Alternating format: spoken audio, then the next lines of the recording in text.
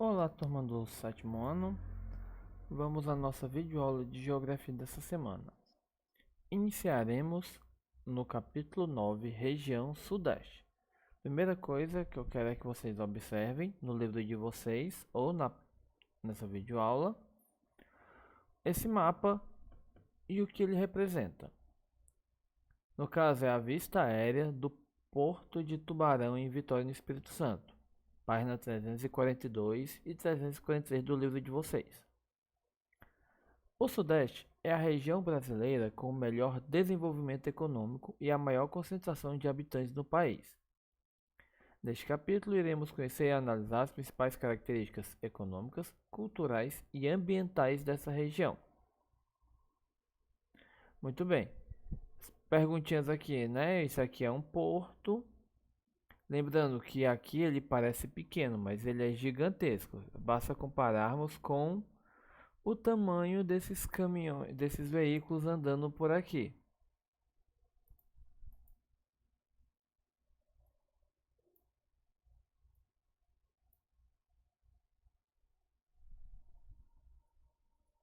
Estão vendo aqui? Isso aqui são carros, isso aqui é um caminhão. Então, né, dá para ter uma ideia do tamanho que é esse lugar. Muito bem. Então, vamos começar aqui na região sudeste em números. A região sudeste reúne os estados com maiores aglomerações populacionais e os maiores centros urbanos do país. Consequentemente, apresenta, em escala nacional, os maiores fluxos econômicos e os principais polos de indústrias siderúrgicas, petroquímicas, tecnológicas e centro financeiro do Brasil. Bem, a região sudeste ela é a maior em população. Apesar do território dela ser bem pequeno e ser composta só por 4 estados, ela é a região mais populosa do Brasil. Em segundo lugar está o Nordeste, mas a região Sudeste, essa população grande dela é consequência da industrialização, e a industrialização é consequência dessa população. Por quê? Porque muitas pessoas imigraram para lá para tentar melhorar de vida trabalhando nessas fábricas, o que aumentou o contingente daquela região, o que aumentou o consumo. Então outras fábricas iam para lá porque tinham maior consumo e maior quantidade de mão de obra. Por isso que essa região acabou concentrando quase que na totalidade as fábricas e indústrias do Brasil, só que atualmente estão se separando, como a gente viu quando estava estudando na região Nordeste, a gente viu que as fábricas estão se espalhando pelo país, mas ainda é a região Sudeste a que mais concentra fábricas e população do país. O maior centro consumidor de energia com a mais vasta rede de transportes e de telecomunicações no Brasil. Essa região também apresenta sérios problemas socioeconômicos e ambientais, tanto nos centros urbanos como nas áreas rurais. No caso, né, quando vemos os números, vemos que São Paulo está em primeiro lugar, com uma população, né, de 45.094.866 habitantes. Em segundo lugar está o Rio de Janeiro, com 16.718.956. Aliás, em terceiro, né, segundo lugar é Minas Gerais, 21.119.536 habitantes. E por último, Espírito Santo, né, com 4.016.356 habitantes. E São Paulo, né, também é o maior em produto interno bruto, ou seja, o PIB em milhões. Logo a gente vê, né, que aqui a região estado de São Paulo é o mais populoso e o com maior PIB, que é o produto interno bruto, ou seja, com maior produção, afinal é cheio de indústrias. Agora vamos ver a parte física, né? Relevo e hidrografia. Os rios da região sudeste são perenes, ou seja, o ano inteiro com água. abastecidos pelas chuvas abundantes e comuns da região em boa parte do ano. A hidrografia da região apresenta grande potencial econômico, sobretudo pela possibilidade de geração de energia elétrica, pesca e turismo. A navegabilidade é favorecida pela construção de eclusas, que permite o transporte das embarcações em área de relevo ondulado. Pessoal, isso aqui é uma eclusa, porque ela serve para permitir que o desnível de um rio seja superado. Como é mais ou menos? Imagine assim, está aqui o rio e está aqui a outra parte que tem pelo rio. A eclusa, ela vai fazer um nivelamento, seria como se mais ou menos o barco entrasse aqui, nessa área, fosse encher de água essa parte, até ficar na altura da outra, e ele continua. Obra de engenharia que possibilita uma embarcação transpor um trecho do rio, indo de uma porção mais baixa para uma porção mais elevada do relevo. É assim que ela funciona. Se quiser, vocês podem procurar na internet o funcionamento de eclusas, que vocês encontram.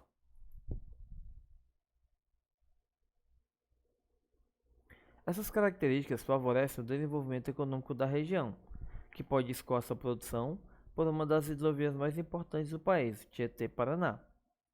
Alguns dos principais rios brasileiros nascem nessa região, como o Jequitinhonha, na Serra do Espinhaço, o São Francisco, na Serra da Canaça. O relevo é marcado pela presença de planaltos e serras, como a do Mar e da Mantiqueira. Infelizmente, a maioria dos rios de São Paulo são poluídos, como por exemplo o Tietê, que é considerado um dos rios mais poluídos do mundo. E que não existe nem sequer uma previsão de quando ele será despoluído, ou talvez ele nem possa ser despoluído. Continuando. O clima. O clima predominante na região sudeste é o tropical típico, caracterizado por temperaturas acima de 24 graus Celsius, verões com elevado índice pluviométrico e invernos mais secos. Nas regiões costeiras, as chuvas ocorrem com bastante frequência e costumam ser bem volumosas. Isso acontece por causa das serras próximas do litoral, que servem como barreira física para as massas de ar úmida. Do mesmo jeito como a gente estudou quando estava vendo a região Nordeste, que devido ao relevo, a umidade acaba ficando mais na área litorânea e não atravessa para o interior da região. A área litorânea apresenta o clima tropical úmido, com médias de temperaturas altas e chuvas o ano inteiro, exceto nos meses de inverno, que tende a ser um pouco mais seco. No caso aqui, a gente tem mania de dizer que o inverno é o período chuvoso, né? Aqui no Nordeste, mas tecnicamente o período de chuva é o verão. O inverno ele costuma ser mais frio e seco, enquanto o verão mais quente e úmido. Só que acabou que aqui a gente acabou adotando meio que o termo inverno para a quadra, para o período chuvoso da nossa região. Não é errado, mas às vezes é um pouco estranho quando você compara com outros locais. O clima subtropical ocorre na parte sul do estado de São Paulo, onde registram temperaturas mais amenas e chuvas ao longo do ano todo, influenciadas pela massa de ar tropical. Por quê, pessoal? Lembre-se, ó, bem aqui, ó, essa linhazinha aqui é o Trópico de Capricórnio, ou seja, essa partezinha aqui de São Paulo, ela já não está mais dentro dos trópicos, ela já é uma região subtropical. Por isso o clima sofre essa mudança. Em algumas áreas da porção norte do estado de Minas Gerais, atua o clima semiárido, em que a temperatura média conserva-se elevada e as chuvas são concentradas em apenas um período do ano, que é esse pedacinho daqui.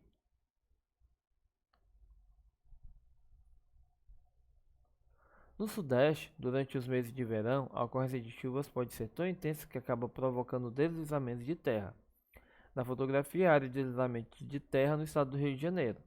Então, pessoal, um dos problemas das chuvas em excesso lá e da precariedade das construções é exatamente isso, deslizamento de terra, porque as pessoas acabam construindo nos morros, em áreas elevadas, não possui sustentabilidade as casas e quando chove, como aquele morro foi desmatado, a água escorre e vai lentamente levando poções de terra, ao ponto que ela acaba desestabilizando essas construções e desmoronando tudo, causando aqueles desastres que a gente volta e meia vê no jornal.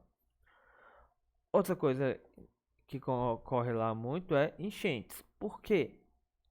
Primeiro porque o período de chuvoso e a quantidade de chuvas são maiores, né? São mais intensas as chuvas. E outra, por causa do lixo nas ruas, o pessoal é mal educado, acaba poluindo as ruas, enche a rua de lixo. Quando a água chega, ela acaba não escoando porque os bueiros e bocas de lobo estão entupidos.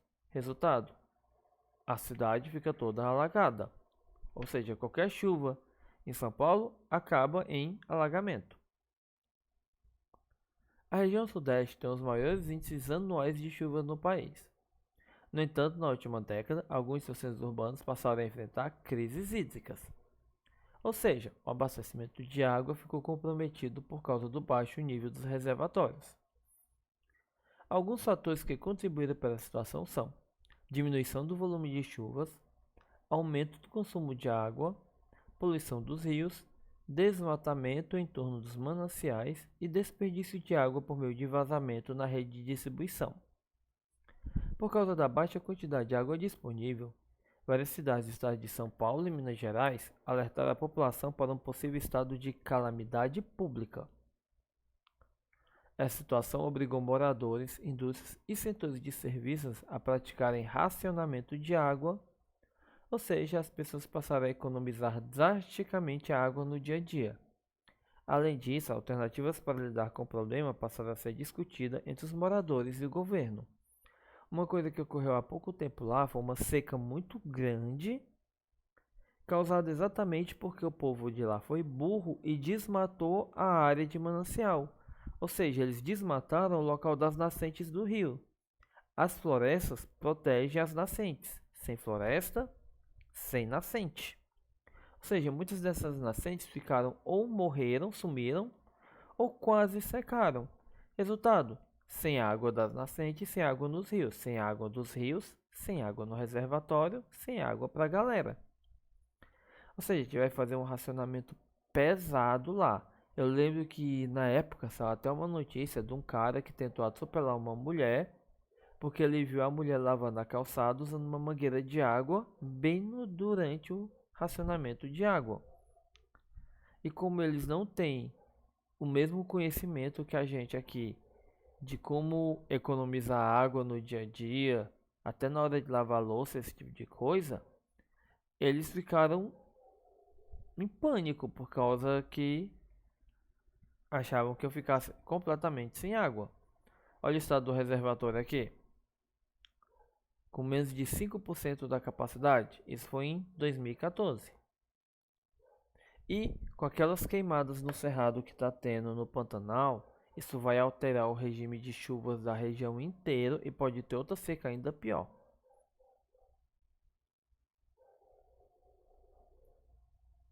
A vegetação do Sudeste. Observe no mapa ao lado as principais formações vegetais da região Sudeste. Vamos ver lá. Floresta tropical, mata de araucária, cerrado, caatinga, vegetação litorânea e campos. A elevada umidade da região é propícia para o desenvolvimento da floresta tropical, que em alguns trechos recebe o nome de Mata Atlântica, que é uma mata endêmica, só existe no Brasil e está sofrendo com o desmatamento, incluindo várias espécies que só existem lá. Essa formação cobre grande parte da região sudeste, apresentando rica biodiversidade. Assim como a navegação litorânea formada por manguezais, assim como a vegetação litorânea formada por manguezais e restingas, a Mata Atlântica foi intensamente alterada ao longo do tempo pela ocupação urbana e industrial. Grande parte de suas áreas foi desmatada ou aterrada, colocando muitos animais em situação de extinção. Todos os animais ameaçados de extinção no Brasil, cerca de 51%, vivem na Mata Atlântica, e ela ainda não está sendo protegida e está sendo destruída. O cerrado desenvolveu-se em áreas de clima tropical, sobretudo no estado de Minas Gerais. A Caatinga, ao norte desse mesmo estado, recebe influência do clima semiárido, com baixa umidade e elevadas temperaturas, que são esses pontinhos aqui. A mata de araucária ocorre em pequenas porções mais elevadas e frias do estado de São Paulo, bem aqui, por exemplo, sob a influência do clima subtropical. Com isso, turminha, chegamos à nossa agenda da semana, que vai ser a página 349. Isso mesmo, somente a página 349. Não se esqueçam de copiar a agenda, responder, fotografar e me enviar, que isso conta ponto, ok? Com isso, a nossa aula vai chegando ao final. Bons estudos e tchau!